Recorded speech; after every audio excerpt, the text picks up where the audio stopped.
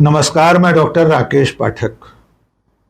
पहलगाम हमले के बाद भारत ने पाकिस्तान और पाकिस्तान में फल फूल रहे आतंकवादियों को करारी शिकस्त दी थी। ऑपरेशन सिंदूर के जरिए पाकिस्तान की सरहद में जो आतंकवादियों के ठिकाने थे उन्हें नेस्तनाबूद कर दिया गया। इसके अलावा पाकिस्तानी सेना के ठिकानों को भी भारत की सेनाओं ने मिट्टी में मिला दिया। इसके बाद 4 दिन चली लड़ाई अमेरिका के दखल के चलते सीज फायर के रूप में खत्म हो गई। अमेरिका के राष्ट्रपति डोनाल्ड ट्रंप ने एक ट्वीट करके सीज फायर का ऐलान कर दिया। इसका मौका भी हमें नहीं मिला कि हमारे देश के प्रधानमंत्री या भारत सरकार इस बात का ऐलान करती कि अब भारत और पाकिस्तान युद्ध विराम कर रहे हैं। लेकिन ऑपरेशन सिंदूर के बाद होना तो ये चाहिए था कि पाकिस्तान को पूरी दुनिया में अलग थलग कर दिया जाता। हमारी सरकार पूरी दुनिया को यह संदेश देती कि पाकिस्तान आतंकवाद का आका है, उसकी जमीन से आतंकवादी ट्रेनिंग लेकर भारत पर हमला करते हैं। इसलिए भारत ने और भारत की सेनाओं ने ऑपरेशन सिंदूर को अंजाम दिया था। कायदे से तो पूरी दुनिया में पाकिस्तान की थू थू होना चाहिए थी, उसका कोई खैर ख्वाह नहीं बचना चाहिए था। हमारी विदेश नीति और भारत सरकार की कूटनीति इस तरह की होती कि पाकिस्तान आज की तारीख में एकदम कॉर्नर कर दिया जाता। लेकिन हुआ इसके बिल्कुल उलट है। जी हां दोस्तों, बहुत चिंताजनक खबरें अंतर्राष्ट्रीय मंचों से आ रही हैं।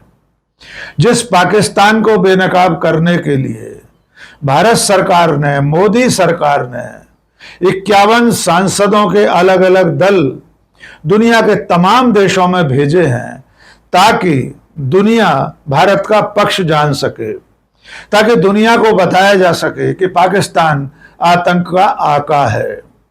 आतंकवाद को पालने पोसने वाले मुल्क का नाम पाकिस्तान है। हमारे देश के तमाम सांसद, जिसमें सत्ताधारी पार्टी से लेकर हर विपक्षी दल के सांसद शामिल हैं, जिस वक्त दुनिया में ऑपरेशन सिंदूर के हवाले से हमारे देश का पक्ष रख रहे थे, हमारे ऑपरेशन सिंदूर की सफलता और उसके कारणों के बारे में बता रहे थे, उसी दौरान दुनिया के तमाम सारे संगठन, तमाम देश पाकिस्तान के साथ खड़े दिखाई दे रहे हैं। आइए सबसे ज्यादा चिंताजनक खबर से शुरुआत करते हैं। हमने जैसा कि शुरू से आपसे कहा और पूरी दुनिया को हम लगातार ये बताते आ रहे हैं कि पाकिस्तान आतंकवाद को प्रश्रय देता है। भारत की सीमाओं के भीतर घुसकर जो आतंकवादी वारदातें होती हैं उनके पीछे दरअसल पाकिस्तान का हाथ होता है। और ऐसे मुल्क पाकिस्तान को संयुक्त राष्ट्र संघ की सुरक्षा परिषद की आतंकवाद विरोधी समिति का उपाध्यक्ष मनोनीत किया गया है। एक बार फिर कान खोलकर सुन लीजिए, संयुक्त राष्ट्र सुरक्षा परिषद यूएन सिक्योरिटी काउंसिल की समितियां जो होती हैं उनमें से एक समिति है एंटी टेररिज्म कमेटी, आतंकवाद विरोधी समिति। इस समिति में 4 जून को पाकिस्तान को उपाध्यक्ष मनोनीत किया गया है।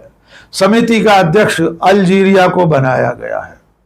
आप कल्पना करके देखिए कि जो पाकिस्तान भारत की कोशिशों के चलते वर्षों तक संयुक्त राष्ट्र संघ की ग्रे लिस्ट में शामिल था, यानी एक तरह से पूरी तरह से उसको छिटका कर अलग रख दिया गया था, उस पाकिस्तान को पहलगाम हमले के बाद, भारत के ऑपरेशन सिंदूर के बाद भी संयुक्त राष्ट्र संघ की इस समिति का, आतंकवाद विरोधी समिति का उपाध्यक्ष मनोनीत किया गया है। अब एक और सूचना ले लीजिए, संयुक्त राष्ट्र संघ की जो सुरक्षा परिषद है उसकी कई सहायक समितियां होती हैं। उनमें एक समिति है तालिबान प्रतिबंध समिति। 1988 में बनी यह समिति तालिबान पर प्रतिबंध लगाने के लिए अधिकृत है। आपको जानकर हैरानी होगी कि इस तालिबान प्रतिबंध समिति का अध्यक्ष पाकिस्तान को बना दिया गया है। संयुक्त राष्ट्र संघ की सुरक्षा परिषद की सहायक समिति तालिबान प्रतिबंध समिति का उपाध्यक्ष 4 जून के बाद से पाकिस्तान बन गया है। ये 2 समितियां जो खास तौर से आतंकवाद से संबंधित हैं, और जो सबसे पहली समिति जिसके बारे में हमने आपको बताया, आतंकवाद विरोधी समिति, वो तो दुनिया भर में आतंकवाद के खिलाफ जो भी संयुक्त राष्ट्र संघ निर्णय लेता है उस पर विचार विमर्श करने के लिए बनाई गई थी, और उसका उपाध्यक्ष पाकिस्तान बन बैठा है। ये हमारी कूटनीति की बहुत बड़ी नाकामी है कि जिस वक्त भारत सरकार, हमारा देश पूरी दुनिया को ये पैगाम देने के लिए दुनिया भर में हमारे सांसद घूम रहे हैं, बैठकें कर करके अमेरिका से लेकर छोटे से छोटे सियरा लियोन जैसे देश को ये पैगाम दे रहे हैं कि पाकिस्तान आतंकवाद का सरपरस्त है। ऐसे में पाकिस्तान का आतंकवाद विरोधी समिति का उपाध्यक्ष बन जाना बेहद चिंताजनक बात है। अब तीसरी सूचना भी सुन लीजिए, ये भी उतनी ही गंभीर है। खाड़ी का देश कुवैत, जहां की 30% आबादी भारतीयों से भरी हुई है, जिस कुवैत में भारत के सांसदों का प्रतिनिधि मंडल अभी अभी होकर आया है, वहां सांसदों ने पाकिस्तान के खिलाफ अपनी बात रखी है। 27 मई को हमारे सांसदों का दल कुवैत की सरकार को यह बताकर आया है कि पाकिस्तान भारत में होने वाली आतंकवादी गतिविधियों का शरणदाता है, उसका सरपरस्त है।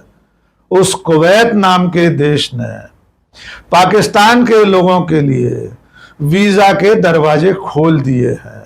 यह फैसला इसलिए ज्यादा चिंताजनक है कि कुवैत ने पिछले 19 साल से 2006 से पाकिस्तान के नागरिकों को वीजा देने पर प्रतिबंध लगा दिया था, और जब भारत के सांसदों का प्रतिनिधि मंडल कुवैत होकर आया, उसके अगले दिन 28 मई को कुवैत की सरकार ने पाकिस्तानियों के लिए वीजा के दरवाजे खोल दिए हैं। प्रसंगवश जो संसदीय दल कुवैत गया था, उसमें बीजेपी के सांसद निशिकांत दुबे भी शामिल थे, जो वहां रहते हुए लगातार तत्कालीन प्रधानमंत्री पंडित जवाहरलाल नेहरू और श्रीमती इंदिरा गांधी के खिलाफ सोशल मीडिया पर अभियान छेड़े हुए थे। इस मामले में कांग्रेस के राष्ट्रीय अध्यक्ष मल्लिकार्जुन खड़गे ने ट्वीट किया है। उन्होंने कहा है, यह बेहद दुर्भाग्यपूर्ण है कि जो पाकिस्तान लगातार आतंकवादी गतिविधियां चला रहा है, उसे संयुक्त राष्ट्र संघ की सुरक्षा परिषद की इतनी अहम कमेटियों में अध्यक्ष और उपाध्यक्ष बना दिया गया है। खड़गे ने मोदी सरकार से, प्रधानमंत्री से मांग की है कि इस मामले में कूटनीतिक पहल की जाना चाहिए, तत्काल इसके लिए कदम उठाना चाहिए, और संयुक्त राष्ट्र संघ सहित बाकी पूरी दुनिया को दृढ़तापूर्वक बताना चाहिए कि पाकिस्तान को इस तरह की समितियों में पदाधिकारी बनाया जाना भारत को मंजूर नहीं है। लेकिन अब तक इस मामले में भारत सरकार की कोई प्रतिक्रिया सामने नहीं आई है। अब एक और पहलू के बारे में आपको बताते हैं। यह मामला है पाकिस्तान को माली इमदाद का, आर्थिक मदद का। जिस वक्त पहलगाम हमला हुआ और उसके बाद पूरी दुनिया में भारत ने पाकिस्तान की आतंकवादी गतिविधियों के बारे में जानकारी देना शुरू की, हमने ऑपरेशन सिंदूर को अंजाम दिया, उस वक्त दुनिया की बड़ी बड़ी आर्थिक ताकतें, बड़े बड़े वित्तीय संस्थान पाकिस्तान की झोली भरने के लिए आगे आ गए हैं। सबसे पहले 9 मई को जिस वक्त ऑपरेशन सिंदूर चल रहा था, सीज फायर नहीं हुआ था, उस वक्त अंतर्राष्ट्रीय मुद्रा कोष ने, IMF ने पाकिस्तान को $1 अरब की मदद का फैसला सुना दिया। दरअसल IMF $7 अरब का एक बेल आउट पैकेज पाकिस्तान को देने वाला है। यह फैसला पहले हो चुका है, लेकिन उसी के अंतर्गत जिस वक्त भारत और पाकिस्तान में संघर्ष चल रहा था, ठीक उस वक्त 9 मई को IMF ने $1 अरब पाकिस्तान को रिलीज कर दिए। इसके पहले भी $1.3 अरब इसी $7 अरब के बेल आउट पैकेज में IMF दे चुका है। यानी कुल मिलाकर इस वक्त IMF ने पाकिस्तान को $2.3 अरब की मदद कर दी है। IMF के मामले में बेहद चिंताजनक बात यह है कि जिस वक्त IMF ने पाकिस्तान को $1 अरब की मदद का फैसला किया, उस वक्त उस प्रक्रिया में भारत के प्रतिनिधि ने भाग नहीं लिया, यानी भारत उस वक्त एब्सेंट कर गया। भारत की गैर मौजूदगी से पाकिस्तान को यह $1 अरब मिलना तय हो गया। अब दूसरी बड़ी इमदाद भी जान लीजिए। इसी मई महीने में जिस वक्त भारत और पाकिस्तान के बीच तनाव चरम पर था, उस वक्त विश्व बैंक ने पाकिस्तान को $20 अरब का कर्ज मंजूर कर दिया। इसके अलावा विश्व बैंक ने पाकिस्तान को सिंधु बैराज उन्नयन परियोजना के लिए $213 मिलियन की सहायता भी मंजूर कर दी है। और तीसरी सबसे ज्यादा हैरान करने वाली आर्थिक मदद, ये मदद की है एशियन डेवलपमेंट बैंक ने। ADB के मामले में सबसे हैरान करने वाली बात यह है कि इसी 2 जून को ADB के चेयरमैन मसातो कांडा से प्रधानमंत्री नरेंद्र मोदी की मुलाकात हुई थी। खुद प्रधानमंत्री ने ट्वीट करके इसके बारे में जानकारी दी थी और उसके अगले दिन यानी 3 जून 2025 को इसी ADB ने, एशियन डेवलपमेंट बैंक ने पाकिस्तान को $800 मिलियन की सहायता मंजूर कर दी। $800 मिलियन यानी 6,861 करोड़ रुपए। आप अंदाजा लगा सकते हैं कि मई और जून में ही पाकिस्तान की झोली IMF, वर्ल्ड बैंक और ADB जैसी दुनिया की सबसे बड़ी वित्तीय संस्थानों ने भर दी है। और दूसरी तरफ कूटनीति के मोर्चे पर हमारा हाल यह है कि पाकिस्तान संयुक्त राष्ट्र संघ की आतंकवाद विरोधी समिति का उपाध्यक्ष बन बैठा है। कुवैत ने पाकिस्तानियों के लिए वीजा खोल दिया है। पाकिस्तान तालिबान प्रतिबंध समिति का अध्यक्ष बन गया है। और हमारे सांसद जो ऑपरेशन सिंदूर के बारे में भारत सरकार का पक्ष रखने पूरी दुनिया में गए थे, वे वहां क्या कर रहे थे, चलते चलते इसके 2 नजारे देख लीजिए। एक नजारा है भारतीय जनता पार्टी की सांसद रेखा शर्मा का गाना गाते हुए। माने तू या माने ना।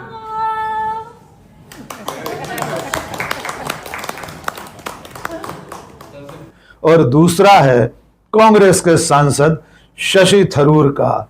वे भी मिले सुर मेरा तुम्हारा कर रहे हैं और गाना गा रहे हैं।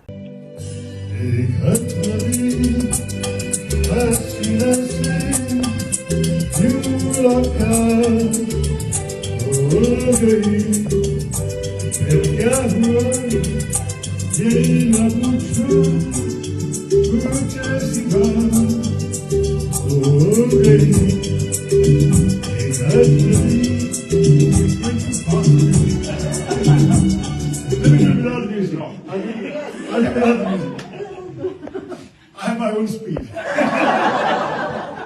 आप अंदाजा लगा सकते हैं कि भारत सरकार के, मोदी सरकार के द्वारा भेजे गए इन सांसदों के दल ने क्या हासिल किया है। इनके विश्व भ्रमण के समय ही पाकिस्तान दुनिया भर से न केवल आर्थिक सहायता बटोर रहा है, बल्कि संयुक्त राष्ट्र संघ में भी अपनी मजबूत उपस्थिति दर्ज करा रहा है। बेशक ये भारत सरकार की, मोदी सरकार की, खुद प्रधानमंत्री नरेंद्र मोदी की बड़ी कूटनीतिक विफलता है, ये बहुत बड़ी नाकामी है। और अगर ये कहा जाए कि नरेंद्र मोदी का डंका फट गया है तो गलत ना होगा। आज के इस वीडियो में बस इतना ही। बहुत बहुत शुक्रिया। जय हिंद।